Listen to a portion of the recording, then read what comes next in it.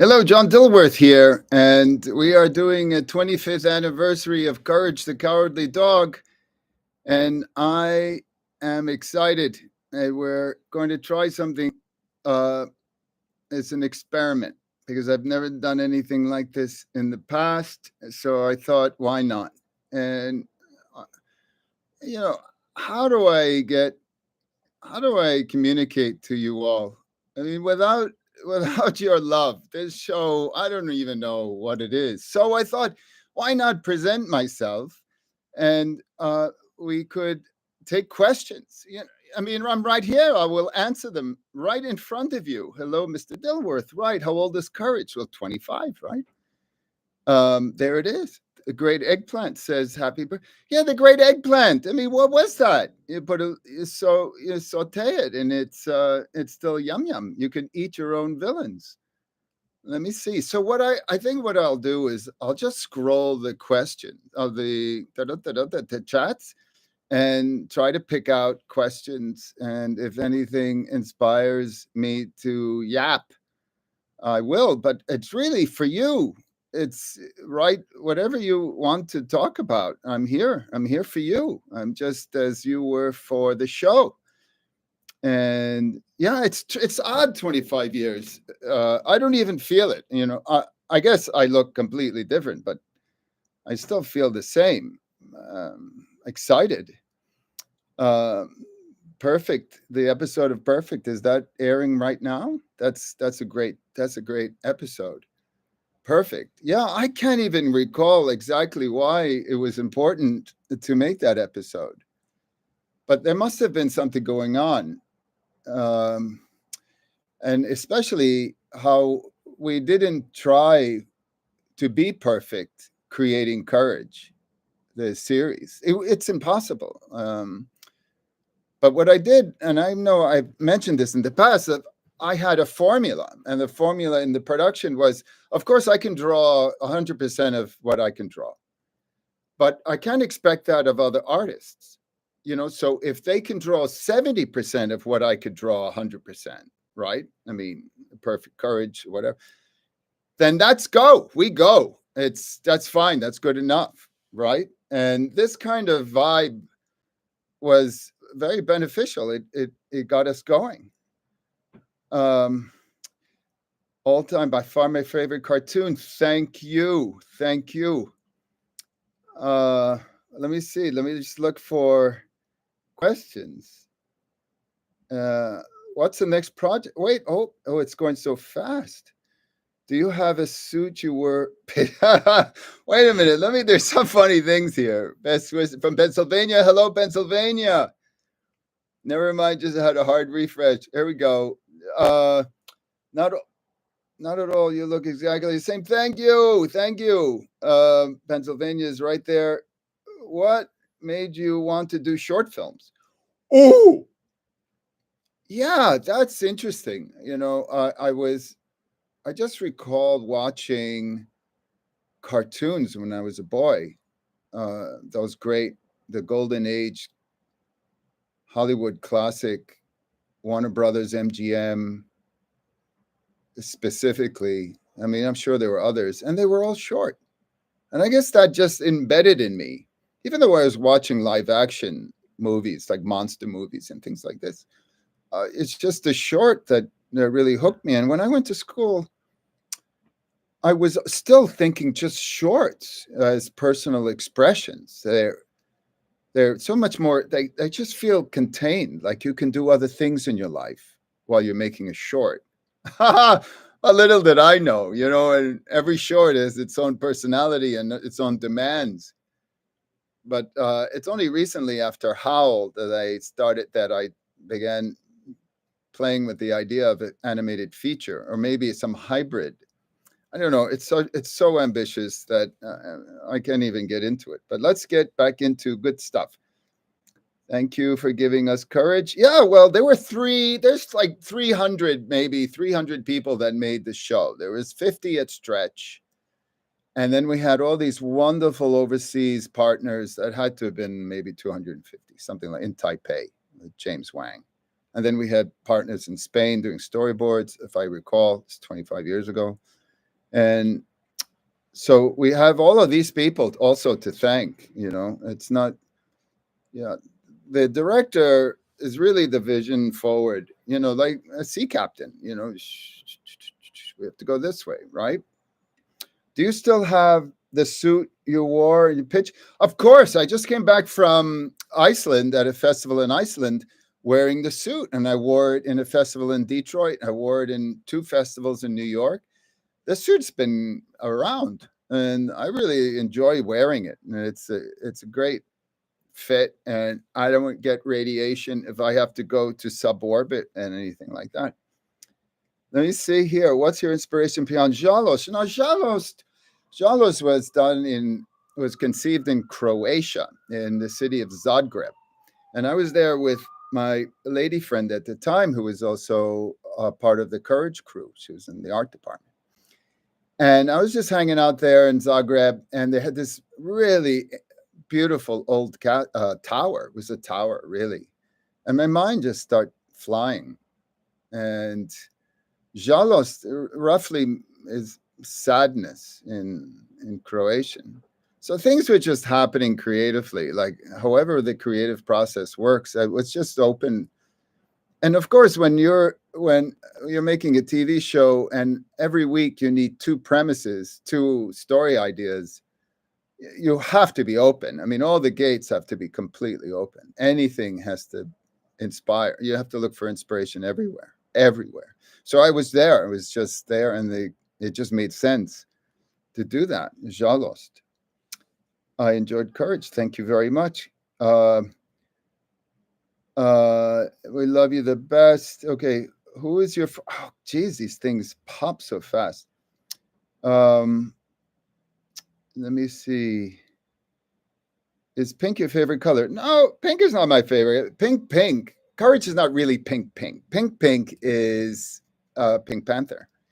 He's got a tone of purple in it. There's more purple than pink than red. There's blue. There's more blue in him, but the percentage is low. But I did want that color because it seemed just like a flower, delicate. Yeah, I mean, sensitive. I want to work in a writer's room. Right, that's great. I have 2 original pilots. How can I look for opportunities? Well, yeah, you got to do what writers do. Contact studios and announce yourself. I'm a writer, and you should pay attention to me because I'm hot, and send them the material. It's nothing has changed, really. It's the same anxious endeavor to get work or even to make an impact on the world. You're in Venezuela? Wow, so beautiful to see that.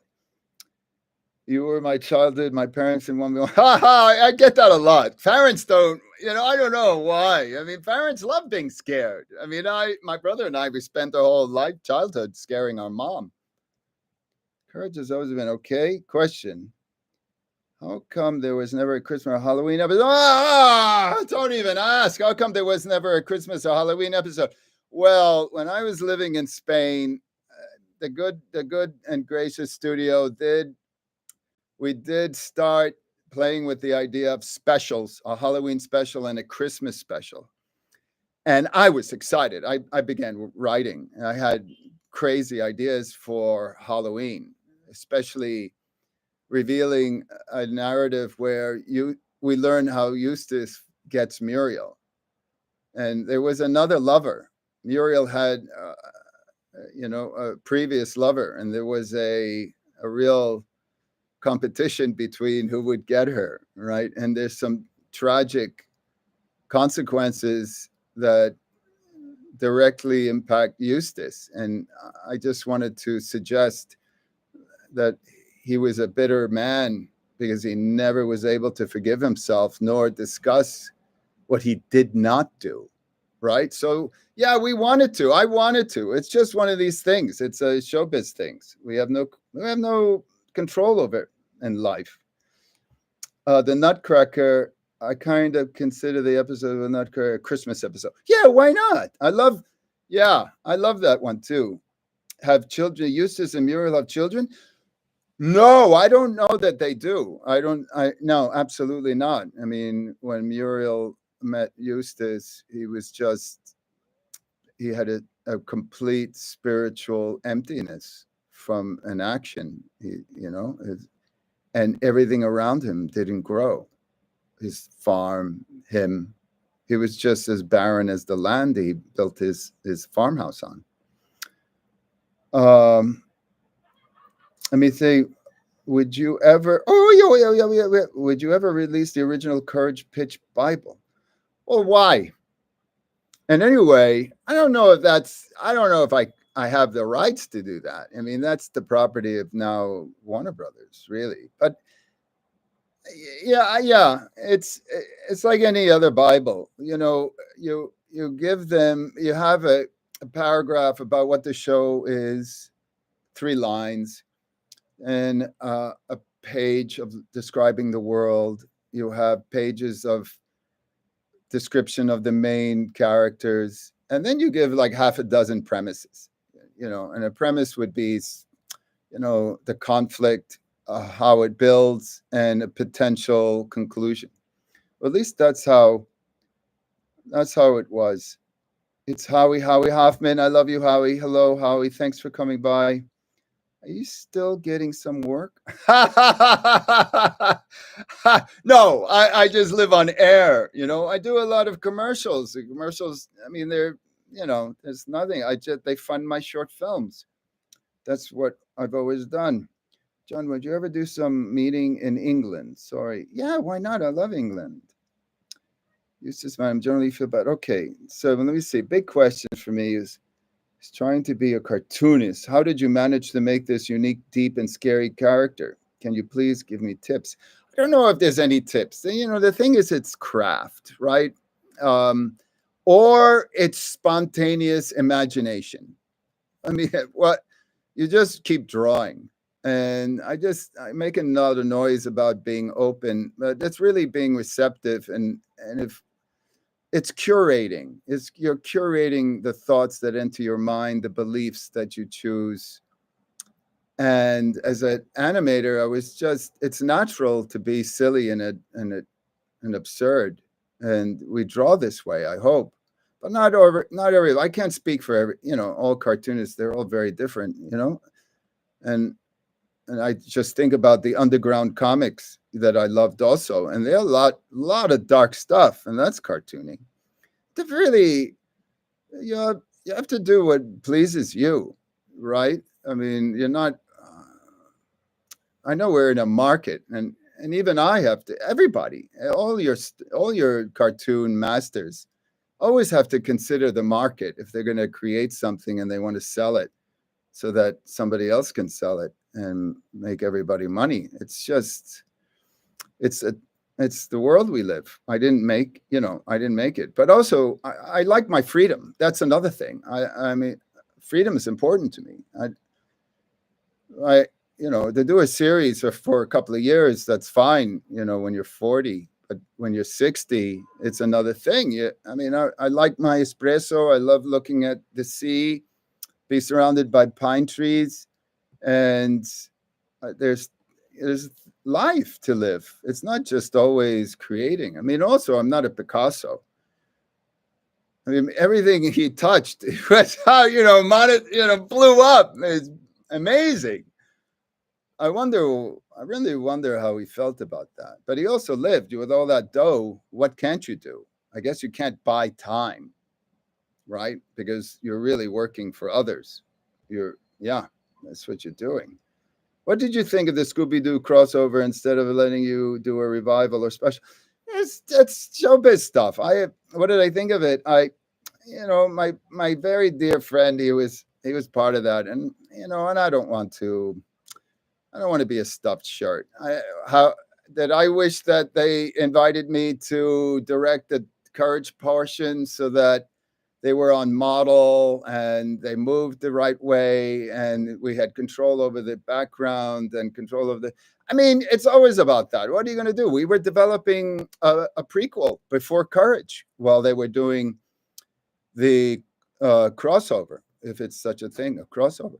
We were doing. I only heard about it in the middle of our development, and all my flags were going towards Before Courage, the prequel. I mean, I wanted to do that. I had all. I mean, it was amazing. And then, another one. It's just like that. Happy 25th, right? You're in Florida. Hello, Florida. Courage is my favorite cartoon. Thank you. Did you work at Nickelodeon? I never worked at Nickelodeon. Nickelodeon was a client. I worked on Doug. That was a Nickelodeon show. I was storyboard for Jim Jenkins. And I did some things with Ren and Stimpy characters. I think I did a Christmas special for Nickelodeon. And I did Psych for Snappa for Michael Perlstein, the young cartoonist designer. And we were offered a series on that. It didn't work for my schedule, but because I went on to do other things. But Michael took his show, and it was, I think it got turned into Sniz and Fondue. But yeah, I did some work on Nickelodeon. Yeah, Italy loves courage. I love it. Oh, well, I'm Italian as well, Sicilian, precisely. What are your thoughts? Oopsies. Things are happening so quickly. Hold on. Let me find that questions. What are your thoughts? I love when they say, what are your thoughts? Whoa, I lost it. Were you upset about changing Use's shotgun to the mask? No, because I understood it completely. I mean, when you think back of the Warner Brothers cartoons, there was always weapons, knives and bombs and things with spikes that you go, and shotguns always. I mean, everyone was getting shot, but nothing happened. I can't get into the psychology of this. We have drifted. I mean, wow. But anyway, in all my cartoons, even Courage, nothing happened. There's no nothing's fatal in my world, in the Courage world. How many times does this poor dog get beaten to like pulp? Things falling out of him. He's ripping. I mean, look at all the takes. He's always back together. And then that's directly part of that language from the old Warner Brothers, where, if a horse fell on you, you would just slither out underneath it. I don't know if that's going on today. I don't know. I don't think modern cartoons dig that. They're so much more stylized, and I'm not even sure what's behind it. Are you satisfied with the final episode of Courage, or would you have done something different? Why? No, of course. It was the end. I mean, they went up, it explains it all. I didn't know if we were going to get a season 5. But if we got a season 5, which is a very long shot, I mean, it was a long shot. There was so much going on at the network at the time. Management changed. Transitions. Transitions kill everything. I mean, really. And so even if we got a season 5, perfect is still perfect. We would have just started something else. And at the end of season 5, who knows? Who knows? I've loved the challenge, right? Greetings from San Antonio. Perfect. Who were the human faces that appeared on the TVs and picture frames? Where are the people working at the studio? Were they? Is that in the Chicken from Outer Space, the short film? I would often insert key family members and personnel into the films, the short films I make. Something I kind of picked up, noticing that Truffaut and Hitchcock and Scorsese, I mean, a lot of these directors would do cameos in their films. And that's how I started to put this kind of character on the wall in the farmhouse, specifically, that looks like me. Why is Eustace never thanking Courage for saving him? You're talking about a narcissist who can't possibly imagine that he would be in any aid or assistance to some mere pup, a dog. There's no way. He's just too fragile. So that's a brief take on it, because we're now at 20 minutes yapping. What plot do you think you'd come up with for a crossover movie with Scooby-Doo, or a standalone Courage movie? Standalone. Well, I had this feature idea a long time ago.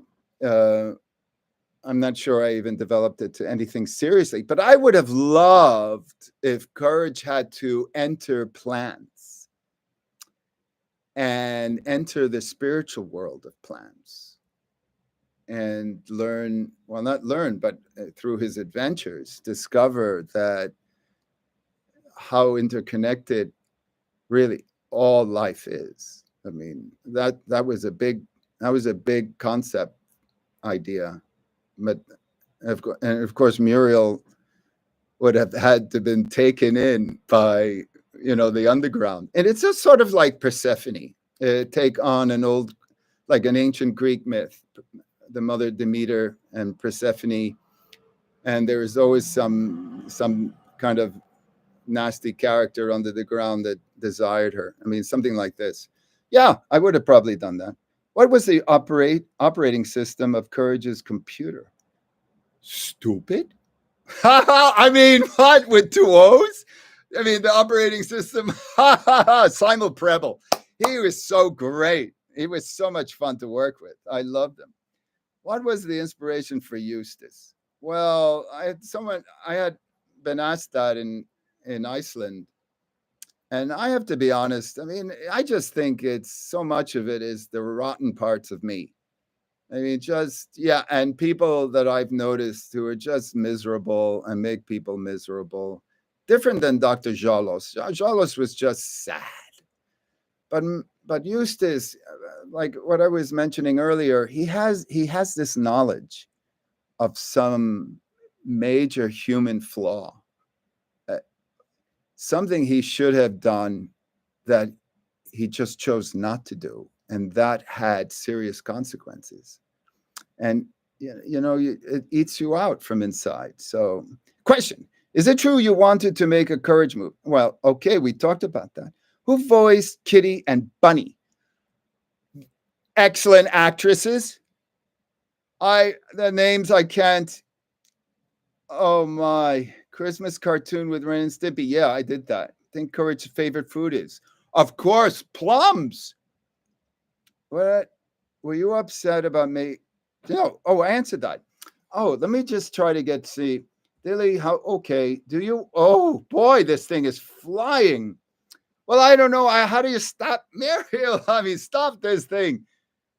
Did you ever thought before the release of the Mummy from the Curse of Mummy episode will become this scary?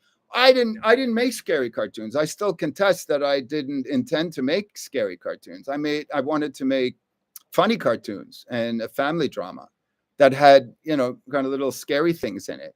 But I wasn't going after horror. I mean, now even Howl, I don't even consider it a horror film, but who knows? No, I didn't. Is Stretch Films just you, or is it multiple people? Is it a whole studio? Well, it really depends on the project. I mean, Stretch Films exists. We have, we basically work with freelancers, and as projects demand, we gear up. We expand or contract. But since the last human experiment, I'm really quite happy working very mobile. I mean, I guess the dynamics of the world changed. And since I'm not doing anything huge, like a series or a feature, it works perfectly for the small commercial gigs I have. Have you ever been told that Courage? Oh, yeah. Can Eustace and Muriel actually understand Courage when he speaks or chooses to ignore him? I like to believe that Muriel does understand Courage in the way that a dog and a human that have a bond, a connection, energy. It's all about energy. And Eustace wouldn't be able to because he's closed, he's blocked, and he won't permit energy to pass through. It would probably give him a heart attack. What's your favorite movie? Oh, it's impossible to have a favorite movie, but are you a fan of Tim? I love Tim. John, do you meet the Gorillaz band? Yeah. Well, it's one dude, right? Gorillaz. And what happened if Courage collaborated? Oh, I don't know. I mean, it'd be wonderful. I guess it'd be fun. They would have a Courage with just what he would play something, in that style. I would love. It's like Jamie Hewlett style, right? Tank Girl style. I love that style. Is courage also a bit of you? Why not? If we create it, how could we not be the things we create? But also, it's a composite of all the other things that we admire in our observations in life: family, lovers, the neighbor, the postman, even just qualities. They could just be qualities. Thoughts on the courage game?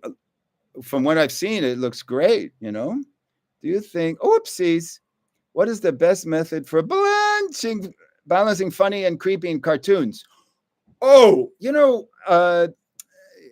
perhaps we should look at the early black and white Abbott and Costello meets Frankenstein. I mean, because that film really was an inspiration to me. I mean, balancing horror and comedy, it's such a personal thing. I would suggest, we learn how to do both. You do comedy and then you do a horror film, and then you become a chef, a cook. Do you have? Okay, that's gone. I have to. Wow. I was like, okay. Okay, is there an episode of Courage you look back on and think could be done differently? Yet, no. Do you like Guillermo? I love Guillermo del Toro. Love him. Could you definitely see Courage having a Let's Play channel playing horror games? Having a Let's Play channel? Why not? I love this idea. There's so many great ideas. Was Benton Tarantella a parody of famous director Tarantino? Absolutely. I was at a party, and Mr. Tarantino was there, and I took the opportunity to tell him all about it. He was very excited, but he loved, anything that has to do with him. I'm sure he would be excited. So he asked me to send him the cartoon, and I forgot. Okay, England, thank you, England, love it. Bob Clant, anything Bob Clant was doing, I would take it. So we have 3 minutes. Notice there were episodes written by Michelle Dilworth happens, luckily, to be my sister, and a super funny, talented broad on her own.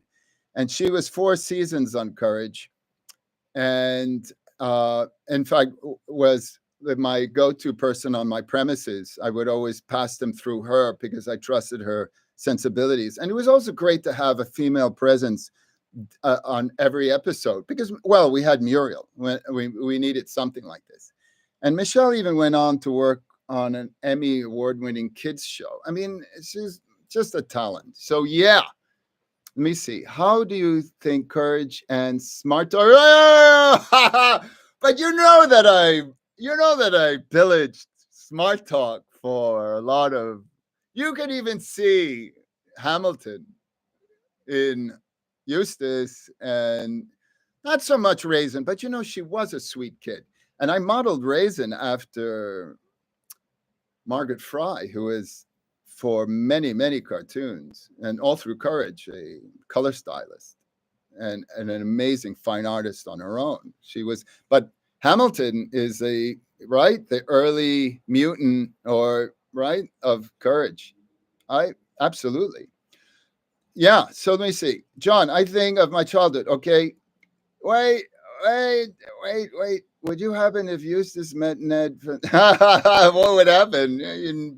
Why would even Eustace acknowledge him? Is Don Vandeloo a licensed doctor? Who knows? And from where? Squee learning of this. Okay, do you still talk with Craig McCracken Gendy or? Well, yeah, I'm chatting with our colleagues at CN and Warner Brothers, but Gendy and Craig, they were in LA.